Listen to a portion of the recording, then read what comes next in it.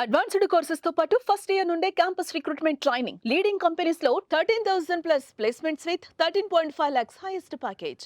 చాలా మంది ఆర్టిస్టులు సావిత్రమ్మతో వర్క్ చేసినా చేయకపోయినా పర్వాలేదు, కానీ సావిత్రమ్మని చూస్తే చాలని ఇండస్ట్రీకి వచ్చిన వాళ్ళని చాలా మంది ఉన్నామండి అని చెప్తారు. లేడీ అర్జెంట్ ఎవరైనా కానీ కనీసం మేము ఇండస్ట్రీకి వచ్చిన తర్వాత ఆమె ఆర్టిస్ట్ యాక్టింగ్ చేయట్లేదంటే ఎలా ఉన్నారో చూసొద్దామని ఇంటి వరకు కూడా వెళ్ళొచ్చిన రోజులు చాలానే ఉన్నాయండి అని చెప్తారు.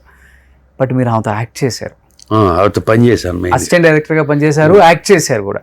ఐ థింక్ ఏదో నక్సలైట్ రోల్ అనుకుంటాను, అంతే కదా? అదే అది అసిస్టెంట్ హరిశ్చంద్రుడు అని ప్రభాకర్ రెడ్డి గారు అది అసిస్టెంట్ డైరెక్టర్ కమ్ యాక్టింగ్ చేశా అందులో. Okay, almost that is my first film okay, as an actor, as film industry enter అయింది. ఓకే, ఈవి శేషరావు గారి దగ్గర అసిస్టెంట్ డైరెక్టర్ చేస్తే ఆవిడ దాంట్లో మెయిన్ క్యారెక్టర్ ప్రభాకర్ రెడ్డి గారు. దాంట్లోనే నెక్స్లైట్ క్యారెక్టర్ కావాల్సి వస్తే మాదాల రంగారావు గారు, నేను, బోస్ బాబుని, ముగ్గురిని. నేను అప్పుడు కుర్రోని చిన్న చిన్న గడ్డ వేసుకుని యంగ్, సో నక్సలైట్ లాగా అనిపించాను డైరెక్టర్ పెట్టేసి. సో దాంట్లో యాక్ట్ చేశాను. సావిత్రమ్మకి last పిక్చరా?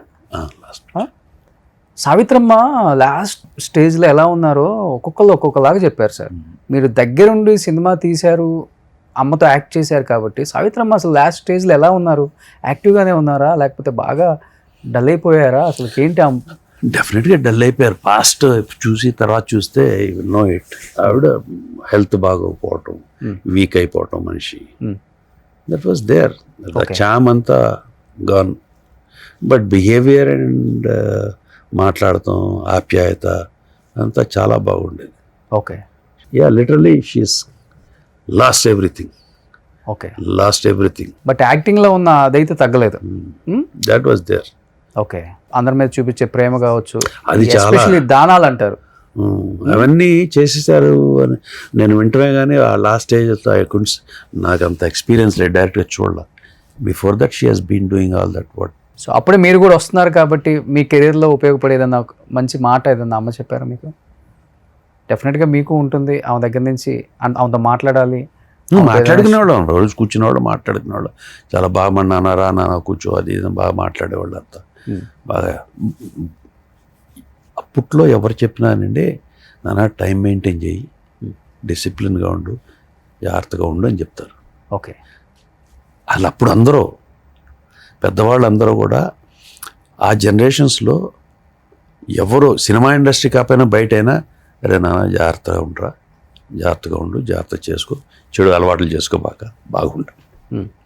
So this was set. అందరూ అదే చెప్తారు, ఆవిడ కూడా అదే చెప్పేది. సావిత్రమ్మ కూడా ఆవిడ అందరికీ మంచి కోరుకున్నది. ఆవిడ హోల్ హార్టెడ్గా. అవును, అవి ఎప్పుడు హోల్ హార్టెడే. అన్నీ ఉన్నప్పుడు అంతే ఉన్నారు, అన్నీ పోయినప్పుడు అలానే ఉన్నారు. చూడండి, what a greatness, what an artist sir, what an artist and great human being. So ఇక మనిషి అన్న తర్వాత there will be some flaws. ప్రతివాడు 100% దీంట్లో ఉండలేరు. Some mistakes will be there with everybody. ప్రతి మనిషి అన్న తర్వాత కొన్ని మిస్టేక్స్, కొన్ని తప్పులు జరుగుతాయి. మీ సినిమా అయిపోయిన తర్వాత ఎన్ని మంత్స్ ఉన్నారమ్మా? ఎన్ని ఇయర్స్ ఉండి ఉంటారు? అంటే ఆల్మోస్ట్ 1 year అలా. 1 year ఉన్నారు. ఓకే, వెళ్ళారా సార్ మీరు కోమాలోకి వెళ్ళినప్పుడు? లేకపోతే చూసారా ఏంటి అమ్మ ఎలా అప్పుడు ఎలా ఉన్నారు? ఇంకా అప్పుడు బాగా ఇదైపోయారు కదా. చనిపోయినప్పుడు కూడా వెళ్ళారు? చనిపోయినప్పుడు వెళ్ళలేదు, నేను లేనో ఏదో సంథింగ్ హ్యాపెన్. ఓకే, 40 years అయిపోయినా ఆమె ఇంకా ఇప్పుడు గుర్తు పెట్టుకుందాం అంటే. ప్లస్ ఇంకోటి ఏంటంటే ఆవిడ లాస్ట్ పిక్చర్ యాక్ట్ చేసే టైంకి నేను కూడా చాలా యంగ్ అప్పుడే వచ్చా ఇండస్ట్రీకి.